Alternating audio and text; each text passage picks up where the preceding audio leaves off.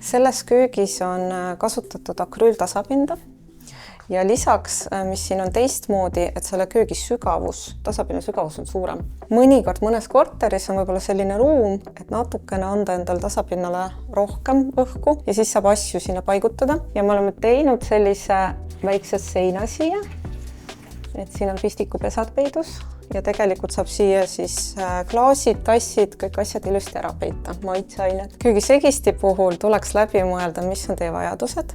Selle segisti puhul on võimalik see siit välja tõmmata, pesta suuremaid esemeid ja tegelikult ka valamu enda pesemine on niimoodi palju lihtsam. Mis variandid veel on, et näiteks mõne segisti puhul on see sisse-välja lülitamine siin või on krohhel ka selline segisti, kus tuleb kohe kuuma vett. Kui te olete hästi tihe teejooja, siis võib-olla teile meeldib selline variant. Seal on lapselukk, kõik on turvaline, aga sellel puhul peab arvestama, et siis see boiler läheb valamu alla ja natukene võtab ruumi vähemaks. Integreeritud kubuga pliidiplaadist me juba rääkisime. Siin on aga induktsioonpliit ja kubu on kappi ära peidetud. Kuna ta on planeeritud seina äärde ja ülakapis on ruumi, siis selles köögis otsustasime pliidi jätta tavalise, mis tähendab seda, et sahtel saab olla kohe selle pliidi all. Võrdluses siis kubuga pliidiplaat vajab natukene ruumi siia alla ka ja see sahtel ei saaks kohe siin olla. Livenis on näiteks sellised sahtlijaaturid. Kui te tellite köögi kuskilt mujalt, siis tuleb lihtsalt täpsustada, millised sahtlijaaturid on teile planeeritud. Veel üks asi, mida köögi tellimisel jälgida, on sahtlid, millised nad on.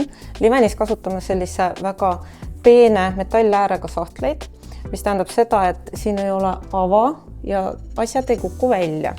Ja samuti sahtli põhjad on matiga, siis asjad siin ei libise nii palju ja nad ei kilise, kui sa selle kapi kinni paned ja näiteks on palju asju korraga sahtlis. Selles köögis on kasutatud spooni, mis on tegelikult toonitud täpselt parketiga ühte nägu.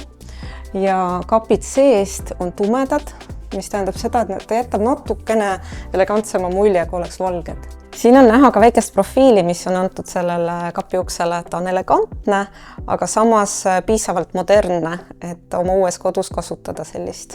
Spoon ja see värv on sobitatud toonidelt ja nagu näha, siis mõlemad on mitte läikivad pinnad. Ehk siis tegemist on mattvärviga ja ka spoon on üle lakitud mattlakiga. Erinevate materjalide kombineerimisel on variante. Siin on kasutatud sellist lahendust, et ülakapid ja taust on sama värvi ja alakapid on siis teisest materjalist. Muidugi on võimalik teha ka nii, et külmkapp on ülakappidega samas toonis, aga tegelikult saab ka nii teha, et ta näiteks läheb poole pealt, beige, spoon, või siis ta on täiesti sama tooni, nagu on alumised kapiuksed.